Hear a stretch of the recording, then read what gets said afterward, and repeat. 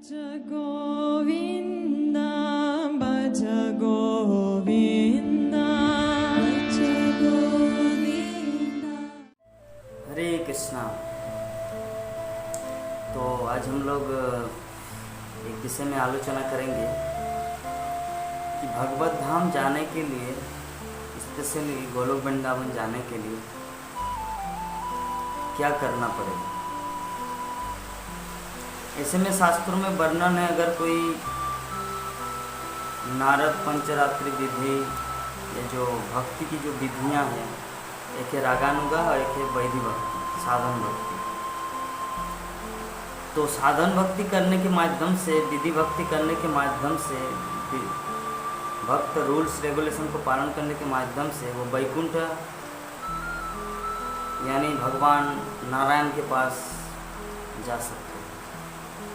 लेकिन गोलोक वृंदावन जाने के लिए स्पेशली किसी गोपी, वृंदावन में जो गोपी है, जैसे रासलीला में इंटर करना और गोलोक वृंदावन में इंटर करना सेम है, कोई अंतर नहीं है। क्योंकि जब शिव जी इच्छा प्रकट किए कि मैं रासलीला में इंटर करूंगा, प्रवेश करूंगा, तो उसके पहले उनको क्या करना पड़ा? उसको गोपी का भाव लेना पड़ा। गोपी सर शिव अभी भी वृंदावन में है, तो गोपी का भाव लेकर वो वृंदावन में पहुंचे, मतलब रासलीला में पहुंचे। वृंदावन का अर्थ क्या है? रास, जहाँ पे सिर्फ आनंद ही आनंद है। भगवान कृष्ण ही एकमात्र पुरुष और बाकी सभी हम सब शक्ति हैं। हम लोग भोक्ता नहीं हैं, हम लोग भोग्य है। कृष्ण हमारे द्वारा, हमारी सेवा से जो संतुष्ट या भगवान जो आनंद प्राप्त करेंगे, कृष्णा, उसी कहा जाता है रासलीला या वृंदावन धाम। तो शिव जी इंटर किए रासलीला में क्या बनकर? एक गोपी बनकर, गोपी का भाव लेकर। गोपेश्वर शिव अभी भी है वृंदावन। दूसरी बात, लक्ष्मी देवी साक्षात वैकुंठ की देवी है, नारायण की अर्धांगिनी है। तो नारायण को पूछा कि मुझे आपका रासलीला का दर्शन करना है, मुझे आपके वृंदावन धाम का दर्शन करना है। तो नारायण बोले तो ठीक है, अगर आपकी इच्छा यही है तो किसी गोपी की शरण ले लो, क्योंकि गोपी तब आपको गाइड करेगा कैसे भगवान कृष्ण की भक्ति करना है, कैसे रासलीला में भाग लेना है। तो लक्ष्मी देवी बोले, मैं लक्ष्मी, मैं साक्षात लक्ष्मी, वैकुंठ अधिपति की अर्धांगिनी, धर्म पत्नी, मैं किसी गोपी की शरण लूँ, ये कैसे हो सकता है? तब नारायण बोले, तब फॉरगेट, आप भूल जाओ, क्योंकि वृंदावन जाने का जो तरीका है वो इसी माध्यम से होगा। मेरे गुरु महाराज श्रीमद् भक्तिचार्य स्वामी गुरु महाराज कहते हैं कि आध्यात्मिक जगत का जो दरवाज़ा है भगवत धाम जाने का, गोलोक वृंदावन जाने का, वो दरवाज़ा बहुत छोटा है, और व्यक्ति जब तक छोटा नहीं होगा तब तक वो अंदर प्रवेश नहीं करेगा। इसीलिए महाप्रभु बोले, तिन्नादपि सुनिश्चय तरुरपि सहिष्णु। तिन्नादपि बहुत नम्र, बहुत विनम्र होना है, तभी वो भगवत धाम गोलोक वृंदावन तक पहुँच सकता है। तो अगर हमारे अंदर ये अहम भाव रहेगा कि मैं लक्ष्मी, साक्षात नारायण की पत्नी, मैं किसी गोपी की शरण लूँ, तो कृष्ण बोले तब फॉरगेट, भूल जाओ। तो आध्यात्मिक जगत ऐसा है। गोलोक वृंदावन जाने के लिए छोटा बनना पड़ेगा, रागानुगा मार्ग, दासानु दासानु दासानु दास, गोपी भर्तु पद कमलो दासानु दासानु दासानु दास। महाप्रभु यही शिक्षा दी है कि हम न ब्राह्मण है, न क्षत्रिय है, न वैश्य है, न शूद्र है, न ब्रह्मचारी, न गृहस्थ, न वानप्रस्थ, न सन्यासी। हम क्या है? गोपी। हम किसी गोपी की सेविका के सेविका के सेविका के सेविका के सेविका के सेविका, दासों के दासों के दासों के दासों के दास। ये भाव जब आएंगे, गोपी भर्तु पद कमलो दासानु दासानु दासानु दास, तभी कोई भगवत धाम या गोलोक वृंदावन को पहुँच सकता है। तो गुरु महाराज बोलना चाह रहे हैं कि आध्यात्मिक जगत का जो दरवाज़ा बहुत ही छोटा है, और अगर आप बड़ा बन के रहेंगे तो अंदर घुस नहीं पाएंगे, इसीलिए छोटा बनना पड़ेगा। तो छोटा तो ओवरनाइटली कुछ होता नहीं, एक दिन में तो संभव नहीं। इसलिए प्रैक्टिस भक्ति योग के माध्यम से हम लोग प्रैक्टिस साधना करते हैं ताकि हम लोग वहाँ पर एक दिन पहुँच सकें। तो भक्ति की जो दो विधि है कि रागानुगा साधन भक्ति।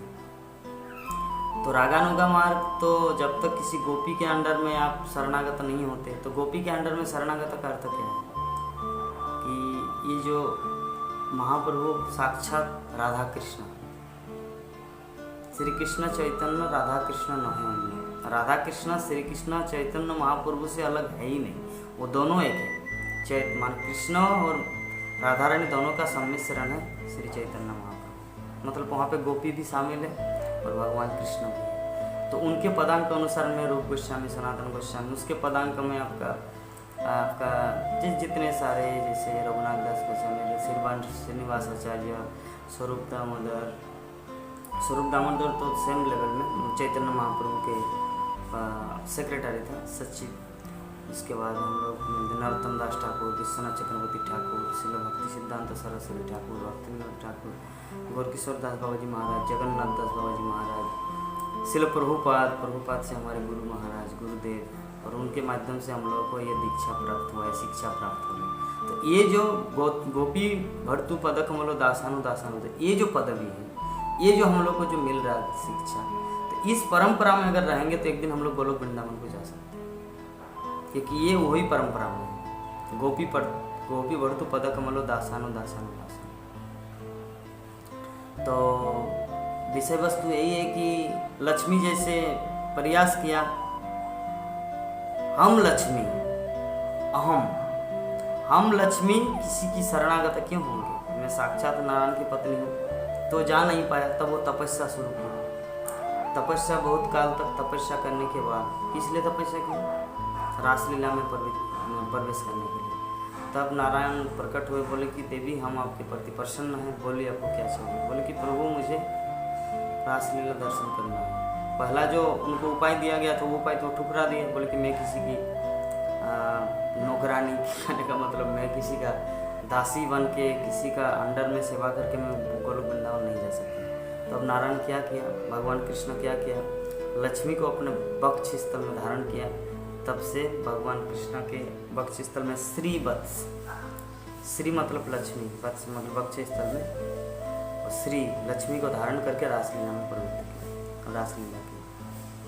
तो खैर कृष्ण भक्त वत्सल है, तो ये तो लक्ष्मी देवी के लिए भगवान ऐसा किया। तो हम सब के लिए क्या करेंगे? हमारे लिए क्या कुछ उपाय है? हमारे लिए उपाय यही है, क्योंकि हम लक्ष्मी नहीं हैं कि हम अपने तपस्या के बल पर नारायण को प्रसन्न करके कृष्ण हम लोग को अपने वक्ष स्थल में धारण करके रासलीला में प्रवेश या वृंदावन में ले जाएंगे। नहीं, हमारे पास वो योग्यता नहीं है, तपस्या का बल शक्ति नहीं है। हम लोग को क्या करना है? जो पहला विधि है, जो कृष्ण बोले कि अगर आपको वृंदावन या रासलीला में घुसना है तो आपको ये प्रोसेस करना है, किसी गोपी के अंडर में आपको सेवा करना है। शिव जी किया, गोपी बन गए, गोपेश्वर से वृंदावन धाम में भी है।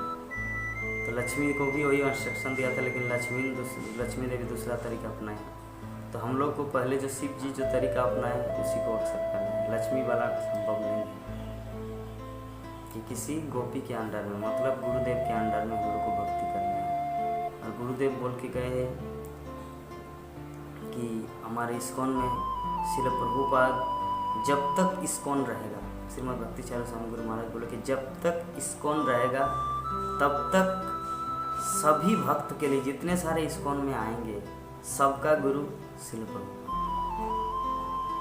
श्रील प्रभुपाद ही उसका शिक्षा गुरु है। शिक्षा गुरु क्या? गुरु महाराज ये भी वर्णन करके हमारी जो परंपरा है, ब्रह्मा से नारद, नारद से कृष्ण से ब्रह्मा, ब्रह्मा से नारद, नारद से व्यासदेव, व्यासदेव से मध्वाचार्य, ये जो भगवद गीता के 32 नंबर जो पेज में जो गुरु परंपरा का हमारा पिक्चर है, हमारी इस्कॉन में जो गुरु परंपरा का जो धारा है, ये धारा शिक्षा परंपरा है, दीक्षा परंपरा नहीं है। शिक्षा परंपरा से, क्योंकि भक्ति विनोद ठाकुर, गौरकिशोर दास बाबा जी महाराज का दीक्षा गुरु नहीं है, शिक्षा गुरु है। और इस तरह और भी हम लोग देखते हैं, ये जो परंपरा है, कृष्णा ब्रह्मा जी को ये वैदिक ज्ञान दिया, ब्रह्मा ने नारद को ये वैदिक ज्ञान दिए, नारद ने व्यासदेव को ये ज्ञान दिया, जिसके कारण व्यासदेव ने श्रीमद् भागवतम की रचना की। व्यासदेव ने मध्वाचार्य को दिए। इस तरह परंपरा धारा से ये जो पंथा है हमारा, ये जो गुरु परंपरा, ये स्रोतीय पंथा है। कहने का अर्थ है शिक्षा परंपरा।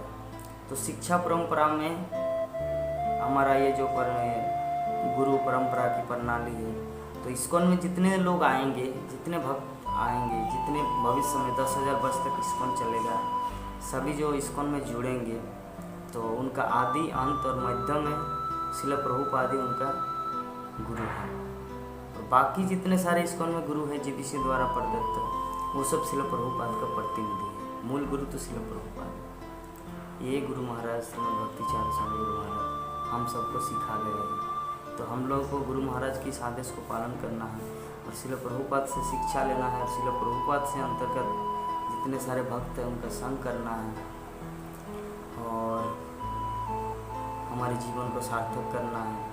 और इस्कॉन रूपी जहाज में श्रील प्रभुपाद बोले हैं, इस्कॉन रूपी जहाज में जो आप लोग एक बार आ गए हैं तो जहाज से कूदना नहीं, जेन के न प्रकार ने यहाँ पे कष्ट करके इस्कॉन में रह जाइए। अंत में भगवान श्री कृष्ण हाथ फैलाकर आपको गोलोक वृंदावन ले जाएंगे। तो ये हमारा परम कर्तव्य है। हमारे गुरु महाराज श्रील प्रभुपाद आचार्य वृंद भक्तों का संग सानिध्य करके हमारे जीवन को सार्थक करके भगवत धाम की ओर प्रस्थान करना है। यही हमारे मनुष्य जीवन का लक्ष्य है। हरे कृष्णा कृष्णा कृष्ण कृष्ण हरे हरे, हरे राम हरे राम। जय जगत गुरु श्री